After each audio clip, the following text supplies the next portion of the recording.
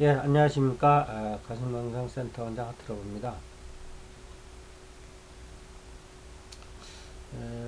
오늘은 본성에 관련해서 영성, 인성, 본성 순서대로 얘기하면 인간이 그 이제 세 가지 요소들로 결합이 되어 있는데 바탕이라고 할 수 있는 본성, 그다음에 거기서 최초로 드러나는 영성, 분리되기 이전에 그죠?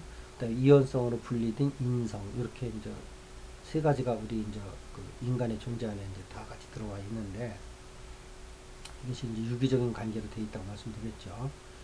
이제 오늘은 그 본성에 관련된 좀 말씀을 드릴까 합니다. 왜 제가 얘기할 때 이렇게 자꾸 그 앞에다 영성, 인성, 본성 이렇게 교통 정리를 하냐면 여러분이 이렇게 체계를 가지고 지금 저분이 영성 중에 무슨 얘기를 하고 인성 중에 어떤 얘기를 하고 본성 중에 어느 부분을 얘기하는구나 하는 걸 이렇게 좀 가지맵을 여러분들이 좀 개통수를 아시면서 드셔야지 이해하기가 편하거든요. 이런 거 없이 이것저것 들어만 놓으면 오히려 머리가 더 산란해지죠. 자, 그래서 오늘은 이제 말씀드릴 게 이제 무아호흡인데요. 그 불교 수행에서 이제 호흡은 대단히 중요합니다. 개념 적용에서도 이제 그 호흡에 대해서 말을 하면서 이제 사선정으로 들어가기 위한 사념처 뭐 이런 어떤 그 주시와 집중 뭐 이런 거를 이제 많이 훈련들을 하는데 이 호흡을 본다는 것이 사실은 되게 힘들어요. 그냥 무의식적으로 호흡을 쉬기는 좋은데 되게 힘든데 수행의 대상으로는 근데 사실은 무아라는 거는 우리가 가슴에서는 부활하는 것을 미리 증득을 해버릴 수 있단 말이에요. 내가 없음을 철견을 하는 거거든요. 나라고 할 것이 없는 거를. 그래서 나라고 할 것이 없다는 건 뭐냐면 걸림이 없는 거예요. 나라고 하는 것이 있으면 걸리는 거거든요. 뭐든지. 그래서 마음을 내려놔라 비워라는 건 전부 나를 내려놓으라는 거고 나를 내려놓으라는 건 무아를 얘기하는 건데 그냥 그걸 우리를 인격적 수준으로만 듣는데 수행적인 수준에서는 내가 없음을 봐버리는 거예요. 그냥 마음을 내려놓는 정도가 아니고 그런 이제 생활인들이 이제 그 인격적 차원에서 하는 거고요. 수행에서는 내가 없으면 봐버려야 되는 거예요. 그러면 내가 없는 걸 보면 무슨 결과가 나오냐면 내가 있음과 없음의 차이를 알게 돼요. 그러면 내가 있음과 없음의 차이는 뭐냐면 걸리느냐 걸리지 않느냐. 그럼 이제 무아는 걸리는 게 없단 말이에요. 유아는 걸리는 거고. 음. 모든 탐진치는 나라는 것이 있다는 전제하에 이게 이제 시작이 되는 거예요. 근데 무아 그러니까 걸리는 거예요, 그거는. 근데 불교 수행의 목표가 뭐냐면 걸림이 없는 대자유인이 되는 거거든요. 그러려면 거기 이제 아공을 득해서 무아의 경지를 증득을 하셔야 돼요. 근데 그것이 가슴에서는 그렇게 어려운 문제가 아니에요. 여기는 가슴은 영성을 중심으로 해서 앞으로 나오면 인성, 뒤로 더 들어가면 본성 이렇게 나오는 것이 우리 가슴이란 말이에요.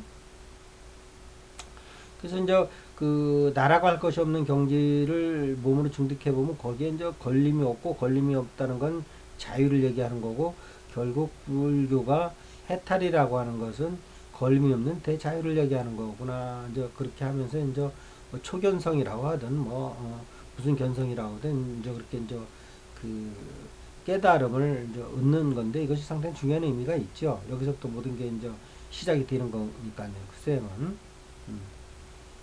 그래서 이제 이렇게 그 무아 증득을 미리 해버리면 이 상태로 언제든지 들어갈 수 있기 때문에 여기에 이제 호흡을 결합시키는 거예요.